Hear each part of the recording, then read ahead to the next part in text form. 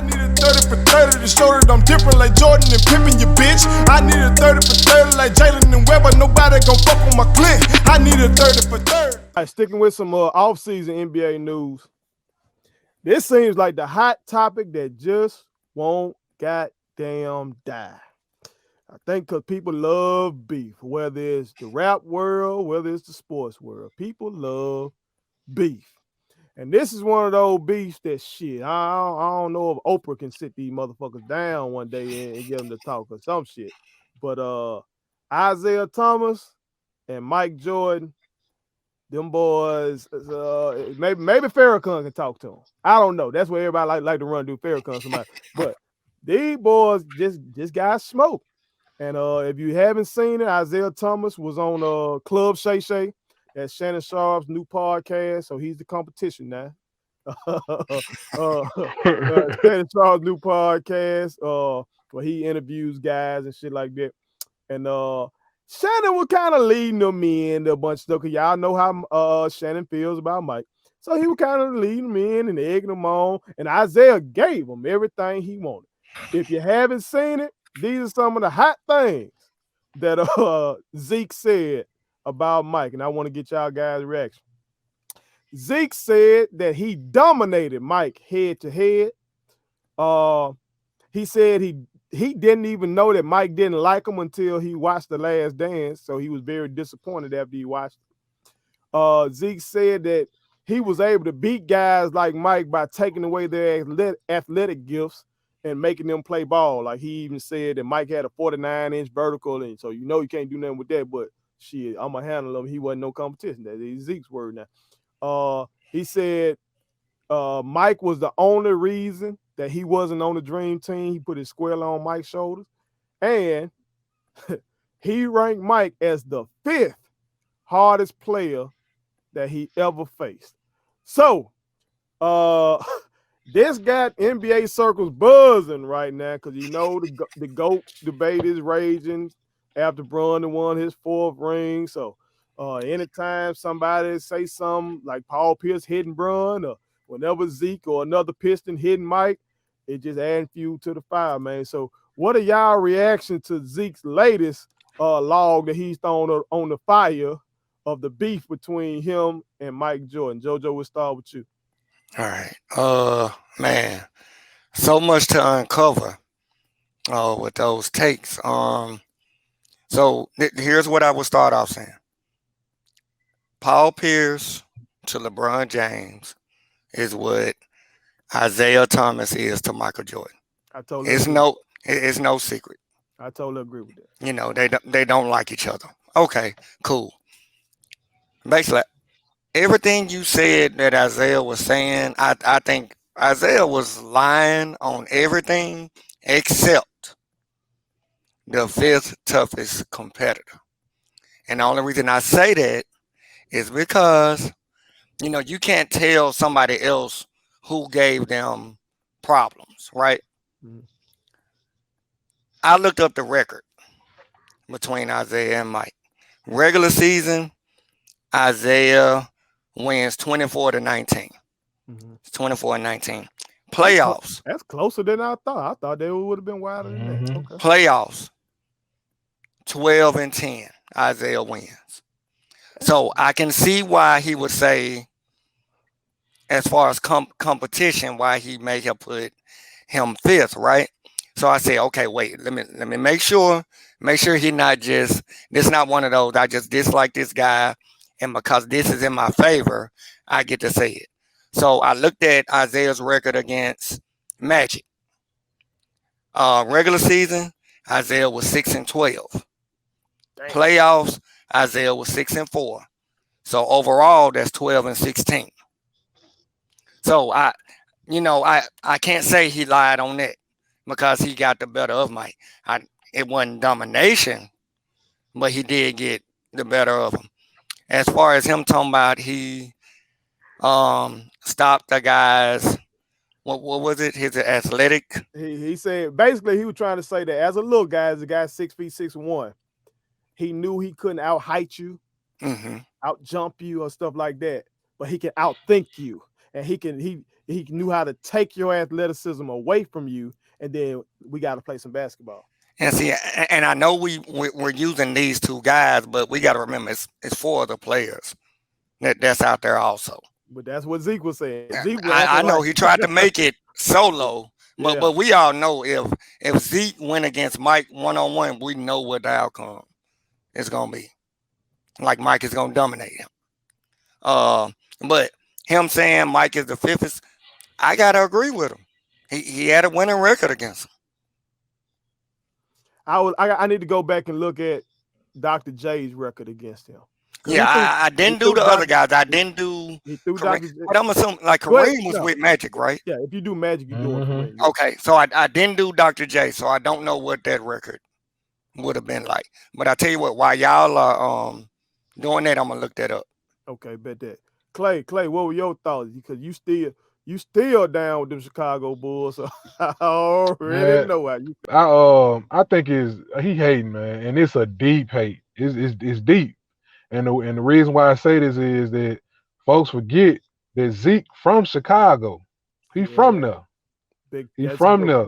Good point. Yeah, so it's like, okay, before Jordan hit the scene, Zeke was the known person coming out of Chicago like that. You know what I'm saying? He was the person that was respected.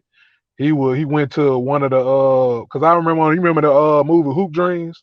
You remember that where they was chronicling the two players, and the guy that was better than the other guy ended up going to the better high school, like the high school that was the top high school around there. I think Zeke went to that high school too, so it was like okay, that he was known and respected in Chicago like that.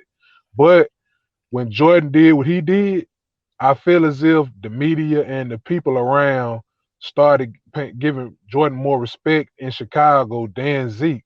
So it's kind of deep that and I think Isiah even mentioned something about that, like how he felt a way about how Chicago embraced Jordan more than they embraced him. I think he said that. Yeah, even some family members. Yeah, you're right. Yeah, you're right. So yeah, so that, and then you add that on top of it's a Pistons rivalry. Like even John Sally, like when he was talking about like how he was like Scottie Pippen was the best all around player, this and the third that he played against, and Jalen Rose had to call him out, and he was like, "Man, I know what that is. That's that Pistons hate because you a bad boy, and that bad boy in you ain't gonna it make you hate Jordan because you a bad boy." And so, who was the leader of the bad boys? You know what I'm saying? So it's like with Isiah, it's a combination of Jordan overshadowing him in his own city where he was born and raised at, and the fact that he a bad boy Piston. Now I do agree with Joe.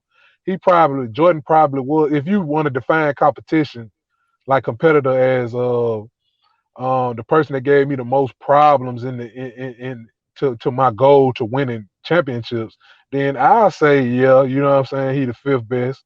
But if you want to say like competitive nature, like you gonna have to kill me to stop me from playing, that's a lie. Cause like Jordan, like Joe showed about, he showed the regular season.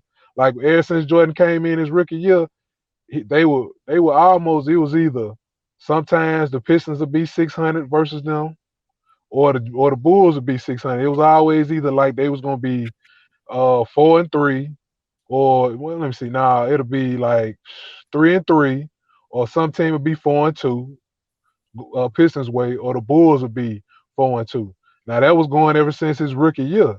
Now what he did beat him at was them last 3 years in the playoffs before Jordan finally got that chip. But every year he won. He was one game up. Like the first year he beat him. What was it? They were going to 3 games back then. No, I beat him in. They beat him 4-1 in 88.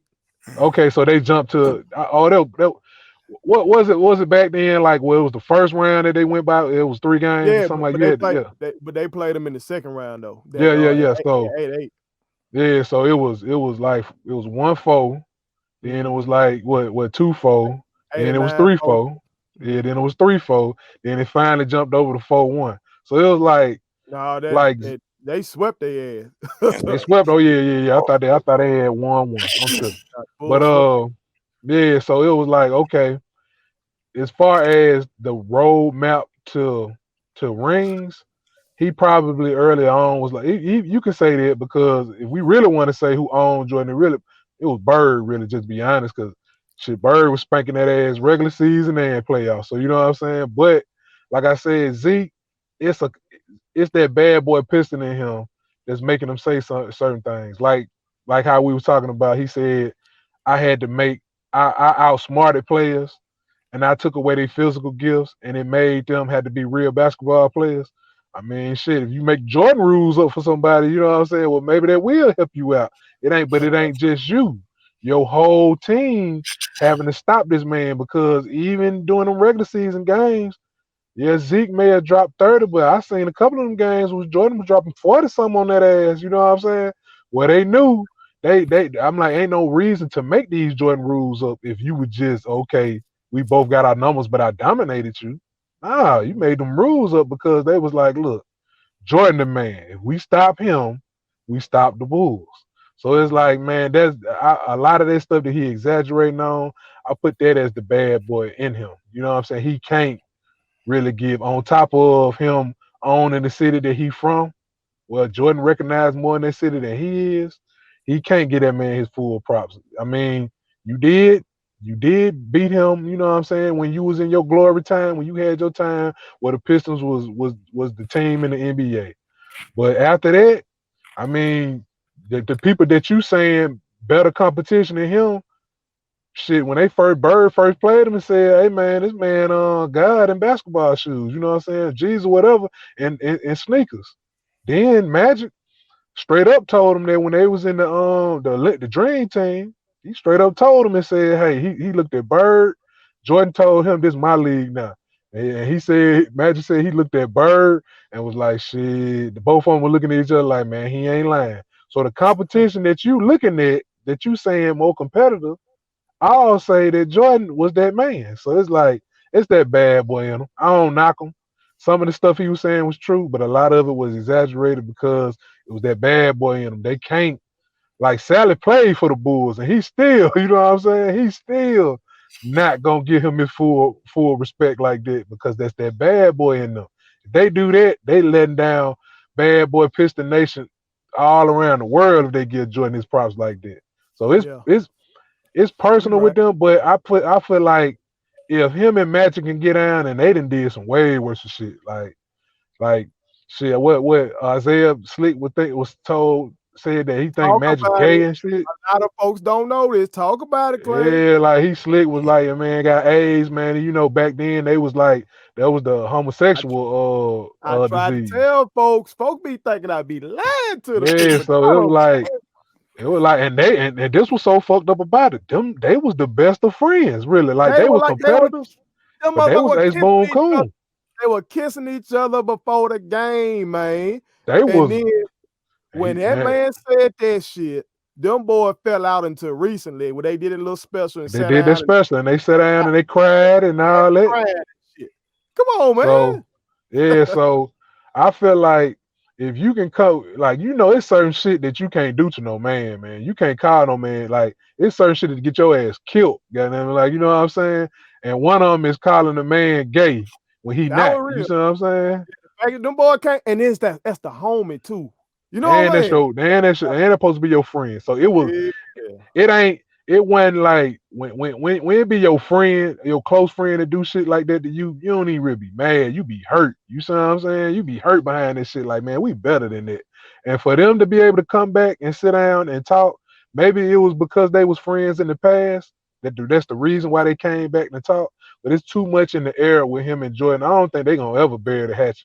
Because it's too much. I think the culture needed though. I think us as a basketball culture, I think we'd love that to see them. Yeah, but it's like, man, a lot of that shit come down to the bad boys Pistons. Because like even like when he was like Jordan kept me out the team, like it was other players on the team that was like, nah, it was you that really kept yourself up off that team. Magic included. Magic in one of his books, said straight up, I ain't want the motherfucker on the team. Scottie Pippen still hate the man to this day. Larry Bird, they say kind of somewhat felt some type of way about that. Larry Bird would be another dude if he was black. Comment. Karl Malone, it's not Karl Malone don't get along with a lot of cats, but there's a lot of cats. Fuck with Zeke. So it wasn't just Jordan, but I think it all come back to Jordan took over his city, and Jordan. If you want to say Jordan, it could have been a short run. Like, I mean, who knows?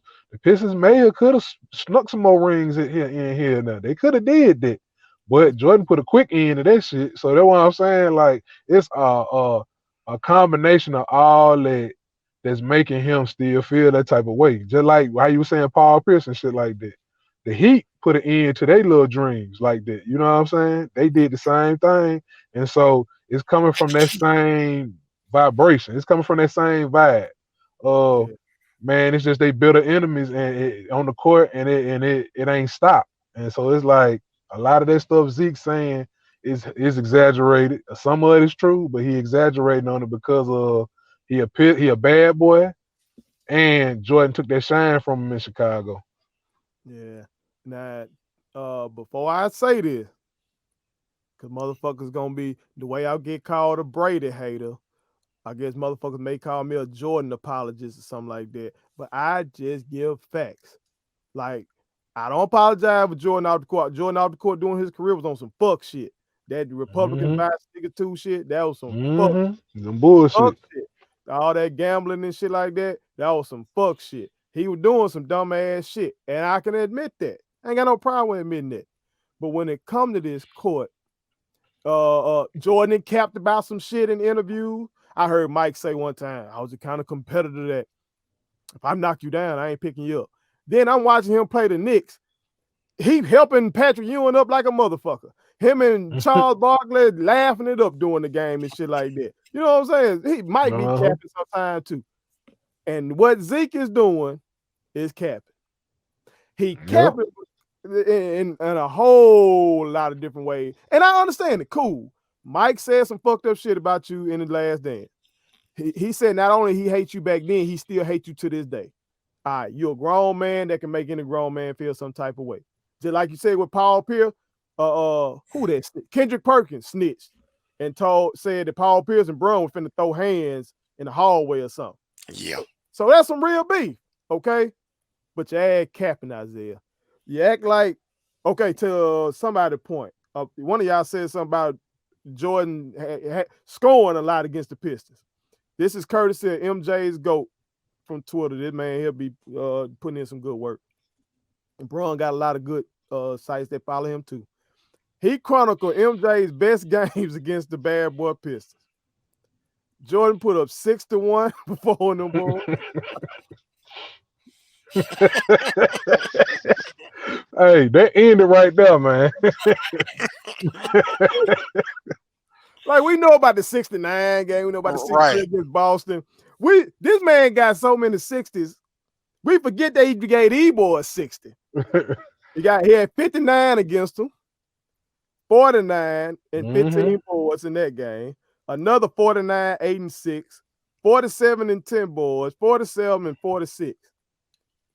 If you were taking away this motherfucker athleticism, shit, it wasn't working as effectively as y'all thought. Another reason I say Zeke is capping, because again, as I'm going back doing my research, I find countless clips of Zeke saying that man the greatest. Zeke was being interviewed by Arsenio Hall, and he was talking about players in the league that he went again, and he just bust out laughing and told Arsenio, man, that Jordan, you see what that man be doing? He just y'all remember Zeke was commentating for a little while. Just like Magic had started commentating. Yeah. He was commentating, he'll be saying, this man the greatest. You know, during the last dance, he says in the last dance, well, we knew Michael Jordan was the greatest, so we knew we had to do certain things to beat him. Now he's saying, well, no, he ain't the greatest I ever played against. Because he mad. And I get it. I really get it. Him up here saying that he dominated Mike head to head, that bothered me because to folks that don't know, the way he said it can make it come off as like KD and Brun, both small forwards. They really lock up from time to time. Right. Kawhi and Brun really be locking up. The way Zeke framing it can really pick. It's like my young boy, Bobby Lee. Can't wait till your ass get back on here because you quit texting me talking about the Warriors gonna beat the Lakers. Stop that bullshit. But he be trying to tell me that Steph Curry owns LeBron. It's really like the same thing. If you look at like the playoff record with the Warriors beating the Cavs, and shit like that. If you look at it like that, the way Zeke looking at it, head to head, Steph owns LeBron. But we know good and hell well, again, y'all motherfuckers that be claiming I'm hating on LeBron. I ain't never seen LeBron and Steph on the same court in a series and not said LeBron James better than that motherfucker. Man, he better than Curry, period. Like, I don't even know why that. But folks, the Warrior stands, they not going to. They keep that 2016 season. Oh, unanimous MVP. He led the league in steals that year. Oh, and he had 30 a night. Lost. He still wasn't better than that boy. He ain't never been better than that. And Zeke ain't never been better than Mike. And he know that. Your team was better than the Bulls. Can't count about that. But head to head, you acting like you just, come on, man. Zeke saying that he didn't know Mike didn't like him until the fucking, that's the biggest thing. Come on, man. We didn't known our whole life them boy had beef. Okay. What is he talking about? I didn't know he didn't like me until I watched the last day. Zeke be capping that. He got that big ass smile. Look. The devil behind a smile, don't it, man. He charismatic. My mama like it, little. You know, my mama like him. But he be lying. You know damn well that man ain't like you. What you talking about, Zeke? And like you said, Clay, him talking about Mike, the only reason. Now, Mike is the biggest reason. Because they had to have Mike on their dream team. Mike is the biggest reason your ass ain't on there. But you got a slew of other motherfuckers mad at you too, bro. But this is where I'm getting at. Y'all know, as I said, I watch the games. I'm encouraging you. Don't be like my brother Ray. Get on this motherfucker talking shit and don't never watch the game. I watch every single series, every single game in every series between the Chicago Bulls and the Bad Boy Pistons. Joe can attest to this. Joe, when I was watching it, didn't I text you several times and say, Joe, I don't know about Isiah Thomas. Yeah. I don't know, man. This man here looking real overrated. I told him maybe I gotta go watch him play some other teams because when he was playing the Bulls, this is what I saw in a head-to-head. In the 1988 series, this is Zeke's number, 20 points per game on 40% shooting. 40% shooting. 10 dimes, 4 boards, 2 steals, 0.2 blocks. In that 88 series, Mike went for 27 a game on 49% shooting. 9 boards, 5 assists, 2 steals, 0.6 blocks. Mike a better player on the floor than you. What you talking about? Now they won the game 4-1. But statistically, and if you watch the game eye test, Michael Jordan outplayed that man in that series, just like LeBron usually outplays Curry in a series, even if he loses to him. 1989, when, as we said, the Pistons won 4-2, Zeke in that series, his shooting got worse. He had 21 a game on 39% shooting. 39%. Why? Because Jordan was guarding him a lot. In 88, Pippen was a rookie. He was not guarding the best perimeter player like that. Really, until the second three-peat, when Jordan came back and he older and they just saying, it's good coaching. Phil saying, Scotty go handle that. Right. Really, up until 93, Jordan still guarding the best perimeter player. So I can understand why Zeke, watching the game, you got a 6'6" motherfucker who, I don't know if he got a 49-inch vertical, but he jumping out the gym, run a 4.3. I can see why he's shutting your ass down. Okay? But you ain't guarding him on the other end, though. No, it's Joe Dumars. You ain't got that's the thing. You're not guarding him. Joe Dumars is guarding him, and Worm is guarding him. You're not guarding him on the other end. Just like Steph should never. LeBron be looking for Steph in the pick and roll. He be hunting Steph. Other than that game one, when he had to switch, he should have taken that shot game one of that finals. That blowing brain part.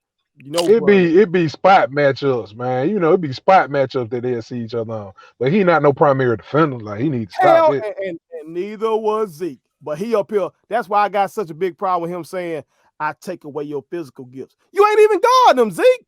Okay, that's team taking away that. Okay. So well, let me defend Zeke though. Okay. If he's not guarding Mike, then that means Mike not dropping 61 on him. That's true. Okay. That's true. Okay. Point he taken. Really didn't do him, Joe. You right. He really didn't do it. Hey, point taken. Point taken. All right, but back to these numbers real quick. I'm gonna run through them to be quick. All right. In that 8-9 series, Mike dropped 30 a game on 46% shooting, 6.5 dimes, 5.5 boards, 2 steals, 0.5 blocks. Now, that's better than Zeke. Now, to be honest, this 46% shooting was worse than what Mike was doing against like the Knicks or Cleveland or other teams at that time. The Pistons did do the best job on him by trapping him and, of course, hitting his ass and shit like that. But he outplaying Zeke in 90 when they went 7 games, in which 90 when Pippen finally made an all-star team. This is his 3rd year. He was starting to look like the Pip we know and love.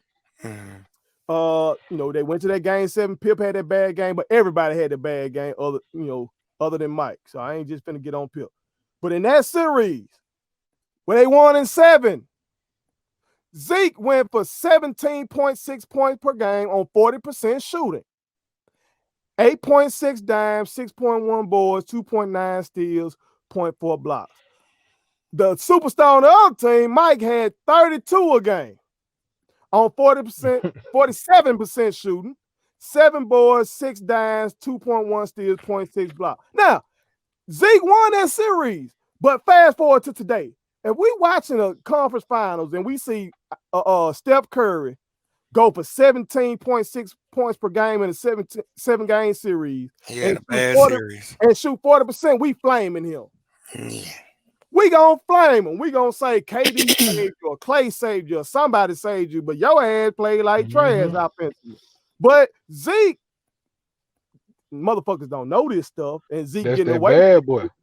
That's that bad boy in him doing it. And then in 91, now, mind you, Zeke claimed the only reason that the Bulls swept them in 91 is, as he put it, he said he had basically a career-ending wrist surgery, and that's why they won.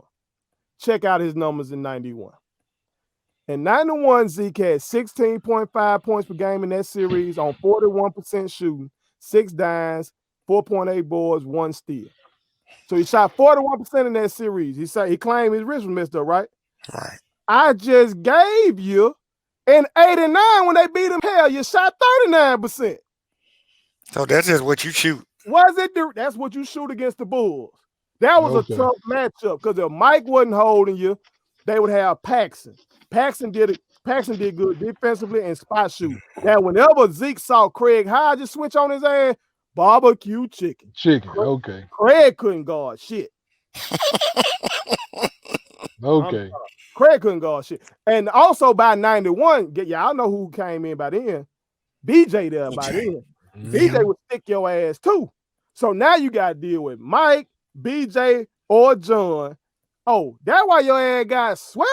And because Pip, I don't like how they doing Pip. They're trying to say they beat him because they got old rather than saying, no. Pippen got better. This motherfucker got better. All that physical shit y'all were doing, he didn't give a fuck about that series. He whooped y'all ass. Then the Bulls, when the Bulls like them that first ring, the Bulls was weren't they like a third in the league in defense? They were tremendous defensively. Mike and Scotty were dominant. Oh, my bad. I didn't give y'all Mike numbers from that series. In that series, Mike had 29.8 per game on 54% shooting, 7 dimes, 5 boards, 2.3 steals, and 1.8 blocks as a 2 guard. And he talking about they got old. Mike was 27, Zeke was 29. Mike got in that ass. That's what happened. That's the honor getting in that happened. Them boys grew. That team grew. They grew. And y'all got to the ass beat. So don't lie about it. Don't lie. Just tell the truth. What the fuck happened? Y'all don't like each other. You beat his ass. You knew he was great. His teammates weren't so great. Once they got good, hey, we couldn't get over the hump. It is what it is. Do that. Because y'all got these narratives. I don't like it, man. Joe, what you had for us? You looked up them numbers. Oh, I talking about the Julius Irving. Yeah. I could not find the win-loss record, which is weird. From the sites that I found the other ones, it would not show me that. Well, I'm gonna look at it. I'll probably post that in the future, but I got a real good inclination to think that Zeke was just trying to slide Dr. J off in there. Because if you watch the interview and really look at Zeke's face, he didn't want to even mention Jordan in his top 5. Okay. He almost said it. It seemed like he said it because he kind of knew, all right, motherfuckers gonna say I'm hating if I don't mention him at all. You know what I'm saying? So the beef is deep. Clay, I think you're right, because Mike is quite vindictive. We know how, if you watch his Hall of Fame speech, we know he clearly he holds grudges with the best. He might be the GOAT of grudges, undoubtedly. Okay. Okay, well, we got the GOAT talk with him, bro. But grudges, we might have to give it to them. He takes everything personally. That's a meme now. With him taking shit personally. And I took that person. I'm hoping, man, that these two legends can sit down for the. If Ali and Frazier in their old age, and Ali was calling this man a fucking gorilla and claiming that he was unintelligent and shit and making fun of his nose and doing all this kind of crazy shit. If they can sit down, we need Mike Jordan and Isiah to goddamn sit down. If they want me to goddamn do it, I'll get some good drink. I know Isiah sells champagne, and we know Mike drank that $high tequila. We'll make something happen. And we can show something, man, for the black culture needs to see that. Right. I want to hear the battles, the war stories, because you know they coming on. I want to hear that. Yeah. See, Clay, ain't gonna be no peace nigga. They go. It's not. Man, hey, we got to. You can be in love. You can be out of love. Hey, and Lambeer really the one stirring this whole pot. Look at it. Yeah. Keeping these black brothers. You know what I'm saying? He was the one told them not to shake hands too. Look. Is it me or is it a conspiracy, my brothers? Go. Subscribe to our daddy's YouTube channel. He's the best. Hit the like button, turn on the notifications.